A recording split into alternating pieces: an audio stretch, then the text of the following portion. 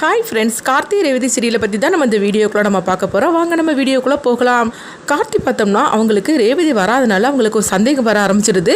அப்போ மயில் வாங்கினத்துக்கு ஃபோன் பண்ணி அவங்க விஷயத்த சொல்கிறாங்க. இந்த மாதிரிக்கு ரேவதி இன்னும் ஆஃபீஸுக்கு வரல. அது மட்டும் இல்லாமல் நேற்றுக்கே அத்தை வந்து எங்கள் ஆஃபீஸுக்கு வந்தாங்க, அதனால் என்னை பார்த்துருப்பாங்களோன்னு சந்தேகமாக இருக்குது அப்படிங்கவும் என்ன சகல நீ சொல்லிட்டு இருக்கிற அப்படின்னு கேட்டுட்டு இருக்கும்போது அங்கே வீட்டில் அவங்க 2 பேரும் இருக்காங்களா அப்படிங்கும்போது இல்லை, அவங்க 2 பேருமே அவசரமாக கிளம்பி போனாங்க. ஃபர்ஸ்ட் பார்த்தோம்னா சாமுண்டீஸ்வரியத்தையும் ரேவதியும் கிளம்பி போனாங்க. அவங்க கிளம்பி போன கொஞ்ச நேரத்திலேயே இந்த சூரியகலாவும் மருதுவும் கிளம்பிட்டாங்க.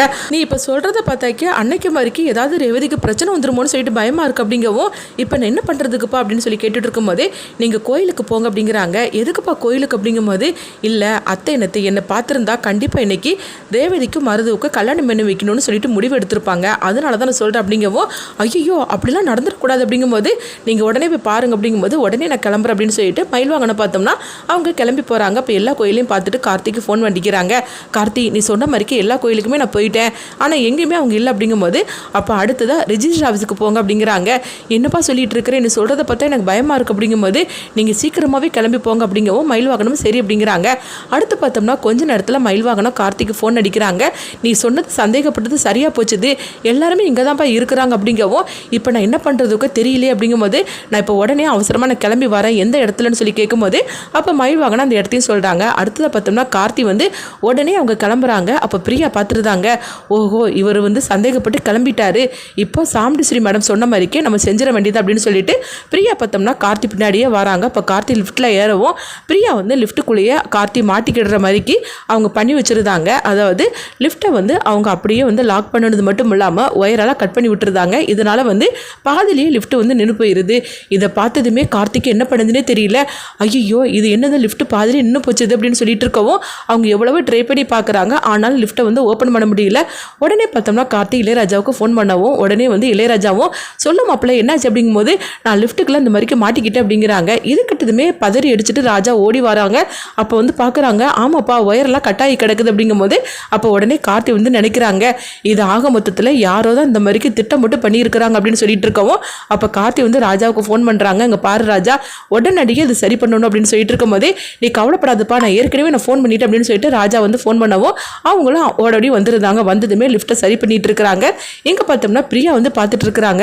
ஐயோ என்னது லிஃப்டெல்லாம் சரி பண்ணிட்டு இருக்கிறாங்க, சரி நம்ம வந்து எதுக்கும் நம்ம வந்து சாமுண்டீஸ்வரி மேடத்துக்கு ஃபோன் பண்ணி சொல்லிடலாம் அப்படின்ட்டு பிரியா வந்து சாமுண்டீஸ்வரிக்கு ஃபோன் பண்ணி சொல்லுவாவும் இது கேட்டதுமே சாமுண்டீஸ்வரி வந்து ஐயோ அந்த கார்த்திக்கும் ஏதோ விஷயம் தெரிஞ்சிருக்கு போலுக்கு, அதனால தான் அவன் சந்தேகப்பட்டு கிளம்பி இருக்கிறான், நம்ம நினச்சது சரியாக போச்சுன்னு சொல்லிட்டு எங்கள் பாரு பிரியா அவன் வந்து லிஃப்ட்டுக்குள்ளே தான் இருக்கணும் அப்படிங்கும்போது மேடம் நான் என்ன பண்ண முடியும், நான் வந்து கட் பண்ணி விட்டுட்டேன், ஆனால் இப்போ வந்து லிஃப்ட்டை சரி பண்ணிட்டு இருக்கிறாங்க, இப்போ எனக்கு தெரிஞ்சு கொஞ்ச நேரத்தில் சரி பண்ணிடுவாங்க, அப்படி பண்ணியாச்சுன்னா கார்த்தி சார் கண்டிப்பாக வெளியே வந்துடுவார் அப்படிங்கவும் நீங்கள் அதுக்குள்ளேயும் நீங்கள் என்ன நினச்சிங்களோ அதை செஞ்சு முடிச்சிருங்க அப்படிங்கும்போது உடனே சாமுண்டீஸ்வரியும் சரி நான் பார்த்துக்கிறேன் அப்படின்னு சொல்லிட்டு ஃபோனை வைக்கிறாங்க.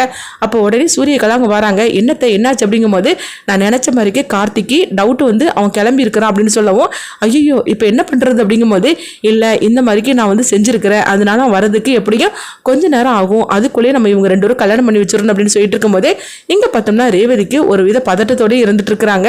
அம்மா வந்து இந்த மாதிரிலாம் சொல்லி நம்ம மனசை மாற்றிட்டு இருக்கிறாங்க, ஆனால் உண்மையிலேயே வந்து அப்பாவுக்கும் அதே மாதிரிக்கு அக்கா மாமா யாருக்கும் தெரியாமல் கல்யாணம் பண்ணுறதுல எனக்கு கொஞ்சம் கூட விருப்பமே இல்லை, ஆனால் அம்மா என்னென்னமோ சொல்லிட்டு இருக்கிறாங்க, இப்போ என்ன பண்ணுறதுக்கோ தெரியல அப்படின்னு சொல்லிட்டு இருக்கும்போதே அப்போ அடுத்தது அங்கே பார்த்தோம்னா வந்து மயில் வாகனம் வந்து அவங்க கார்த்திக்கு ஃபோன் பண்ணுறாங்க. கார்த்தி கிளம்பிட்டியாப்பா அப்படிங்கும்போது நீங்கள் அங்கே தானே இருக்கிறீங்க, கூடிய மட்டுக்கு நீங்கள் வந்து கல்யாணத்தை நடத்த விடாத மாதிரிக்கு நீங்கள் செஞ்சுருங்க அப்படிங்கவும் இல்லைப்பா அத்தை மட்டும் என்னை பார்த்துட்டாக்கி பிரச்சனையாயிருமே அப்படின்னு சொல்லும்போது நீங்கள் சொல்கிறது சரிதான், நான் சொல்கிற மாதிரிக்கு நீங்கள் செய்யுங்க அப்படின்னு கார்த்தி வந்து பார்த்தோம்னா மயில் வாகனத்துக்கு ஒரு திட்டத்தை போட்டு கொடுக்குறாங்க.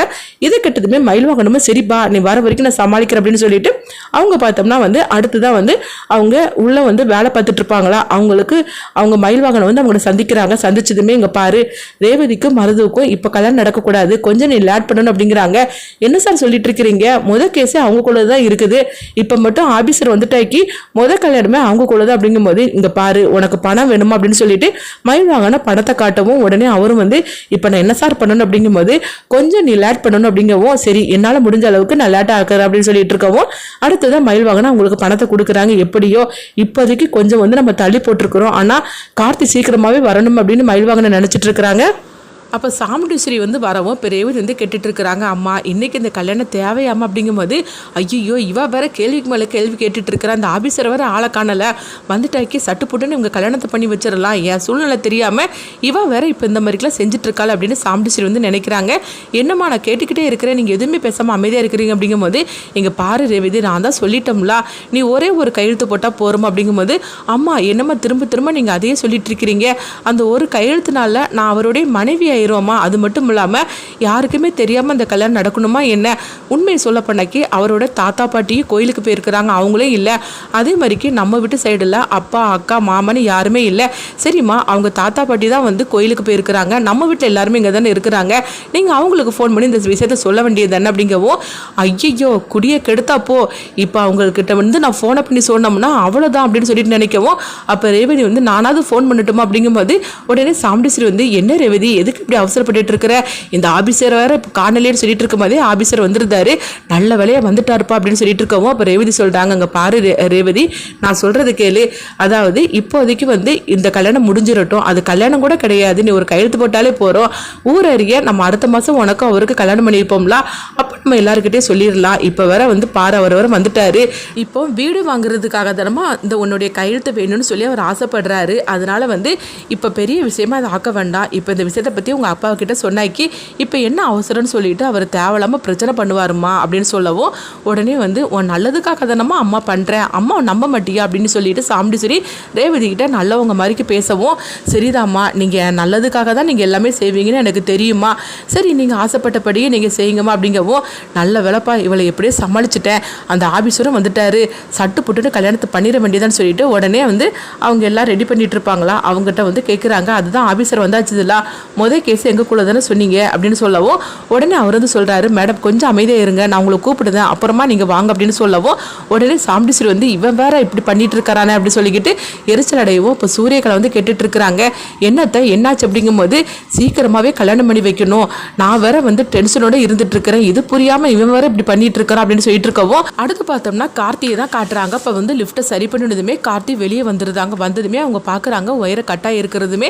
அப்போ கார்த்தி வந்து அவங்க கிட்ட கேட்கும் போது, அப்போ வந்து அந்த சரி பண்ணினார்ல அவர் வந்து சொல்கிறாரு, ஒயர் தன்னால் கட் ஆகலை, யாரோ கட் பண்ணி விட்டுருக்குறாங்க இங்கே பாருங்க அப்படின்னு சொல்லிட்டு அவங்க வந்து சொல்லவும், இதை பார்த்ததுமே கார்த்திக்கு புரிஞ்சிருது, ஆக மொத்தத்தில் இந்த ஆபீஸில் வந்து யாரோ வந்து அத்தைக்கு உடந்தே இறக்குறாங்க, சரி அதை அப்புறமா பார்த்துக்கிடலாம், இப்போ உடனே போய் நம்ம ரேவதியை காப்பாற்றணும் அப்படின்னு சொல்லிட்டு உடனே வந்து அவங்க கார்த்தி வந்து ராஜாட்ட சொல்கிறாங்க, ராஜா நீ கொஞ்சம் பார்த்துக்கோ, நான் வந்து அதுக்கப்புறமா இது யார் பண்ணுனாங்கன்னு சொல்லி நம்ம பார்க்கலாம் அப்படிங்கும்போது, என்னப்பா நடக்குது அப்படின்னு ராஜா கேட்கும்போது, நான் அதெல்லாம் நான் வந்து சொல்கிறேன் அப்படின்ட்டு கார்த்தி அவசர அவசரமாக கிளம்புவோம், அப்போ வந்து ராஜா நினைக்கிறாங்க, என்னமோ ஒரு பிரச்சனை இல்லை ரேவதி சிக்கிக்கிட்டா போலுக்கு, அதனால தான் மாப்பிள்ளை இந்த அளவுக்கு அவசரமாக போகிறான் அப்படின்னு சொல்லிட்டு நினைக்கவும், எப்படியாவது வந்து ரேவதியை காப்பாற்றிடணும் அப்படின்னு சொல்லிக்கிட்டு ராஜா நினைக்கிறாங்க. அடுத்து பார்த்தோம்னா கார்த்திக் கிளம்பி போகவும், அப்போ பிரியா வந்து சாமுண்டீஸ்வரிக்கு ஃபோன் பண்ணுறாங்க, மேடம் கார்த்தி சார் வந்துட்டு இருக்கிறாரு, லிஃப்ட்லேருந்து அவரை வந்து வெளியே கொண்டுட்டு வந்தாச்சு, அதனால் அவர் வந்துட்டு இருக்காரு அப்படிங்கவும், ஐயோ அப்படின்னு சொல்லிக்கிட்டு சாமுண்டீஸ்வரி நினைக்கவும், உடனே சூரியகலா வந்து என்னாச்சுன்னு சொல்லி கேட்டுட்டு இருக்கும்போதே, கார்த்தி வந்துட்டு இருக்கானா அப்படிங்கிறாங்க, என்னத்தை சொல்லிட்டு இருக்கிறீங்க அப்படின்னு கேட்கும்போது, ஆமாம் அவன் அநேகமாக அவனுக்கு ஏதோ வந்து விஷயம் தெரிஞ்சிருக்கும், அவன் லேஸ்பட்டவன் கிடையாது அப்படின்னு சொல்லிட்டு இருக்கும்போதே, அடுத்ததாக பார்த்தோம்னா சாமுண்டீஸ்வரி வந்து அவங்க கிட்ட போய் கேட்டுட்டு இருக்கிறாங்க, என்னையா அங்கே பண்ணிட்டு இருக்கிற, நான் அதாவது கேஸ் எங்கக்குள்ளது தானே, அப்படி இருக்கும்போது நீ என்ன இவ்வளோ டிலே பண்ணி இருக்கிற அப்படின்னு சொல்லிட்டு இருக்கவோ, உடனே வந்து அவங்க நினைக்கிறாங்க, இதுக்கு மேலே நம்ம வந்து ஏதாவது பண்ணணும்னா அவ்வளோதான், அந்த அம்மா வந்து இந்த மாதிரி திட்டிட்டு இருக்கிறாங்க அப்படின்ட்டு, ஒரு 5 நிமிஷம் இருங்க நான் உங்களை கூப்பிட்டுறது அப்படிங்கும்போது, அப்போ மயில்வாகனம் வந்து அங்கே வராங்க, இங்கே பாரு நான் சொல்கிற வரைக்கும் அவங்களை கூப்பிடக்கூடாது அப்படிங்கும்போது, என்ன சார் நீங்கள் எப்படி பேசிகிட்டு இருக்கிறீங்க, அந்த மேடம் என்னன்னா என்னை போட்டு திட்டுன்னு திட்டிகிட்டு இருக்கிறாங்க, இதுக்கு மேலே என்னால் ஒன்றும் பண்ண முடியாது, இப்போ நான் அவங்கள கூப்பிட்டு தான் ஆகணும், அப்படி இல்லைன்னா அவங்களே வந்துருவாங்க அப்படின்னு சொல்லிட்டு இருக்கவும், அதனால என்னால் ஒன்றும் பண்ண முடியாது அப்படின்றதாங்க. இது கிட்டதுமே மயில்வாகனம் அதிர்ச்சி அடைகிறாங்க, ஐயோ இவன் என்ன இப்படி பண்ணிட்டா அப்படின்னு சொல்லிட்டு, அப்போ மயில்வாகனம் கார்த்திக்கு ஃபோன் பண்ணவும், அப்போ கார்த்தி வந்து நாங்கள் தான் வந்துட்டு இருக்கிறேன் அப்படிங்கிறாங்க, சீக்கிரமாக வாப்பா இவங்கெல்லாம் உள்ள போயாச்சு அப்படின்னு சொல்லவும், அடுத்து பார்த்தோம்னா மயில்வாகனம் ரொம்பவே பதட்டத்தோடு இருந்துட்டு இருக்கிறாங்க, ஐயோ என்னெல்லாம் நடக்க போதே தெரியலையே, மாப்பிள்ளை வர இப்போ வந்துட்டு அதாவது சகல வர வந்துட்டு இருக்கணும் அப்படின்னு சொல்லிட்டு இருக்கவும், அப்போ அடுத்ததாக பார்த்தோம்னா வந்து ரேவதியை சாமுண்டீஸ்வரி வந்து சொல்கிறாங்க, ரேவதி அதில் கையெழுத்து போடுமா அப்படின்னு சொல்லவும், அப்போ வந்து அந்த ஆபீசர் வந்து சொல்கிறாங்க, 2 பேரும் அதுக்கு முன்னாடியே மாலையை மாற்றிக்கிடுங்க அப்படிங்கும்போது, அப்போ ரேவதியும் மருதுவும் மாலையை மாற்றிக்கிடுதாங்க, அடுத்ததான் நீ கையெழுத்து போடுமா அப்படின்னு சொல்லிட்டு இருக்கும்போது சாமுண்டீஸ்வரி வந்து அப்படியே சந்தோஷப்பட்டுட்டு இருக்கிறாங்க. அதே நேரத்தில் அவங்க வாசலையும் பார்த்துட்டு இருக்கிறாங்க, கார்த்தி வந்துடக்கூடாது அப்படின்னு சொல்லிக்கிட்டு இருக்கவும், அப்போ ரேவதி கையெழுத்து போடும்போது ரொம்ப தயக்கத்தோடு இருக்கிறாங்க. அப்போ கையெழுத்து போடக்கூடிய கரெக்டான நேரத்தில் பார்த்தோம்னா கார்த்தி வந்து ரேவதி அப்படின்னு சொல்லிட்டு கூப்பிடவும், ரேவதி திரும்பி பார்க்குறாங்க, பார்க்கும்போது எம்டி சார் எப்படி இங்கே வந்திருக்காரு அப்படின்னு ரேவதி வந்து பார்க்குறாங்க. அதே நேரத்தில் இங்கே பார்த்தோம்னா மருது, சூரியகலா, சாமுண்டீஸ்வரி அவங்க 3 பேருமே வந்து அப்படியே பதட்டப்பட ஆரம்பிச்சிருந்தாங்க. அப்போ மயில் வாகனமும் பக்கத்தில் வரவும் உடனே கார்த்தி ஓடோடி வந்து அவங்க ரேவதியை வந்து தடுக்கிறாங்க. ரேவதி நீ இதில் கையெழுத்து போடாது அப்படிங்கும்போது நீங்கள் எதுக்கு சார் வந்து தடுக்கிறீங்க அப்படின்னு ரேவதி கேட்டுட்டு இருக்கிறாங்க. இப்படி ஒரு பரபரப்பான ஒரு காட்சியாக தான் போயிட்டு இருக்குது. அடுத்தது என்ன நடக்க போகுது? கார்த்தி வந்து ரேவதி கிட்ட உண்மை சொல்லிடுவாங்களா? அப்படியே அவங்க சொல்லாட்டாலும் மயில் வாகனம் உண்மை சொல்லிடுவாங்களா? கார்த்தி வந்து யாரும் கிடையாது, இவர் தான் உன்னுடைய உண்மையான புருஷன் அப்படின்னு சொல்லிட்டு, அது மட்டும் இல்லாம இந்த நிக்கிற அணை இவன் கார்த்தியே கிடையாது அப்படின்னு எல்லா உண்மையை போட்டு உடைச்சிருவாங்களா? அடுத்தது என்ன நடக்க போகுதுங்கிறத வெயிட் பண்ணி பார்க்கலாம்.